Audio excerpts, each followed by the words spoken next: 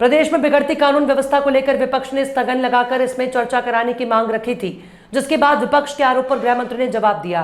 उसके बाद विधानसभा अध्यक्ष ने विपक्ष के स्थगन प्रस्ताव को अस्वीकार कर दिया। चर्चा नहीं कराए जाने पर विपक्ष ने बहिष्कार कर कार्रवाई की।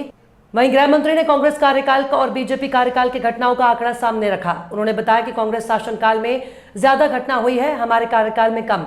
एक दुखद घटना हुई है बलौदा बाजार घटना, लेकिन उसमें जांच चल रही है। कांग्रेस कार्यकाल में तो एफआईआर दर्ज भी नहीं हो पाती थी। हमने निर्देशित किया है कि एफआईआर हो, कार्रवाई भी हो। विपक्ष से भी कई सवाल किए गए हैं। विपक्ष से पूछा गया है कि कैसे भगवा झंडे के अपमान पर लोग चिल्लाते थे। अपना विषय भी बताया कि कैसे जब जेल में था तब तमाम तरह की धाराएं लगा दी गई थी। फर्जी एफआईआर की स्थिति कैसी थी, ये पूछा गया। बस्तर में धर्मांतरित लोगों को पूछा गया। बस्तर के गांव गांव की हालत आज जैसी है वो तत्कालीन सरकार की उदासीनता की वजह से है। 2021 से 2024 तक अपराध के आंकड़े देख लें, वो कैसे बढ़े हैं ये देखें। इस तरीके से सरकार पर अनर्गल आरोप लगाए जा रहे थे फर्जी एफआईआर के। मैंने पूछा उनसे कि आप किस तरीके से मुझसे फर्जी एफआईआर की बात करते हैं। मुझ पर एट्रोसिटी एक्ट लगा तब जब मैं जेल के अंदर था, तब जेल भेजा गया क्या कह के कि आर्म्स एक्ट लगा है इनके ऊपर। क्या मैं AK-47 लग करके घूम रहा था? क्या मेरे ऊपर एट्रोसिटी एक्ट के धाराएं तब लगी थी जब जेल में था? तो कहां से किसको बोल दिया? आज न्यायालय ने बरी किया है। आज न्यायालय ने बरी किया है, न्यायालय का सम्मान है।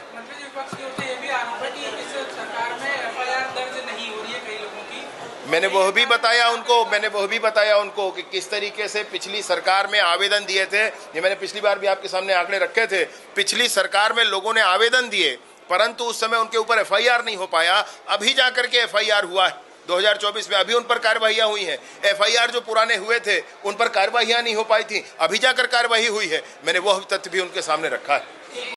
एक आंकड़ा बताया गया मुझे। पीडिया के मामले में कहा तो मैंने कहा 2021 और 22 में आपकी सरकारें थी, जब उन सारे लोगों पर जो मरे हैं नक्सली, उन पर आपने एफआईआर किया था। आप अपनी सरकार में किए थे भाई, हमने थोड़ा किया था। अभी मर गए तो वो बेगुनाह हो गए। ऐसे नहीं होता है।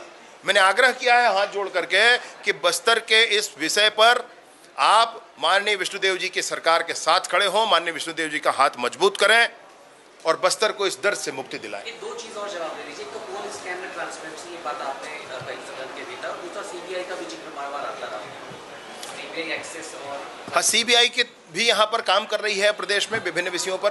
कोल के लिए जो कॉन्स्पिरेसी थी उस समय कि जो खरीदार था वो माइनिंग वाले को अपना रिक्विजिशन भेजता था, माइनिंग वाला शेड्यूल बनाकर भेज देता था और दोनों के बीच डील होती थी, सरकार को टैक्स मिलता था। उसको हटा करके क्या किया गया बीच में कि ये कहा गया कि जो स्थानीय जिला के माइनिंग ऑफिसर हैं उनसे ऑफलाइन एक एनओसी लेना है। बस वहीं से खेल शुरू हो गया था और टन के पीछे 25 रुपया यह मांगा जाने लगा था। और जब ये मांगा जाने लगा था, उसी को देखते हुए अभी माननीय विष्णुदेव जी की सरकार ने, माननीय विष्णुदेव जी हमारे मुख्यमंत्री जी के निर्देश पर वो ऑफलाइन वाली जो प्रक्रिया है उसको समाप्त कर दी।